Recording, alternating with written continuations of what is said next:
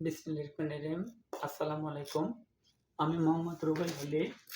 Rubel study পয়েন্টে আবারও সকলকে স্বাগতম। আমি প্রেজেন্ট কন্টিনিউয়াস টেন্স চিনিবার উপায় সম্পর্কে আলোচনা করব। আজকে প্রেজেন্ট কন্টিনিউয়াস টেন্স চিনিবার উপায় কি? আমরা বাংলা বাক্য দেখে কিভাবে চিনব যে এই বাক্যটা প্রেজেন্ট কন্টিনিউয়াস টেন্স?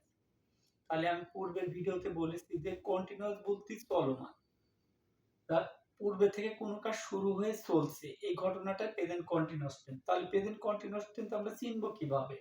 তাহলে আমি বোঝার স্বার্থে আমি বোর্ডে লিখে রেখেছি যে প্রেজেন্ট কন্টিনিউয়াস টেন্স চিনিবার উপায়। বাংলা ক্রিয়ার শেষে তেসি, তেসো, তেসেন ইত্যাদি চিহ্ন থাকলে উহা ভাগের প্রেজেন্ট কন্টিনিউয়াস টেন্স হয়। তেসি, তেসো, তেসেন এইগুলা কোনো শব্দ না, এগুলো চিহ্ন, বাংলা ক্রিয়ার সাথে যুক্ত হয়ে কাজটা চলছে বোঝাবে। আর এই চিহ্নগুলো থাকলে পারে আমরা বুঝবো যে এই বাক্যটা প্রেজেন্ট কন্টিনিউয়াস টেন্স। তাহলে আমি একটা উদাহরণ লিখতে পারি যে, যেমন খেলি যোগ তেসি, খেলি যোগ তেসি সমান সমান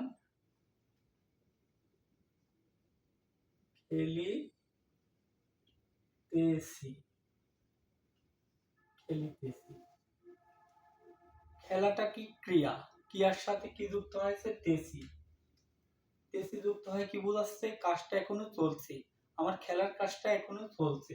তাহলে খেলি যোগ তেসি, খেলিতেছি। তাহলে এইভাবে আমরা প্রেজেন্ট কন্টিনিউয়াস টেন্স চিনতে পারি।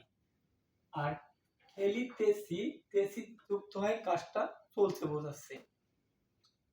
তাহলে এইভাবে আমরা প্রেজেন্ট কন্টিনিউয়াস টেন্স বাংলা বাক্য দেখে চিনতে পারি। আসসালামু আলাইকুম। ধন্যবাদ সকলকে।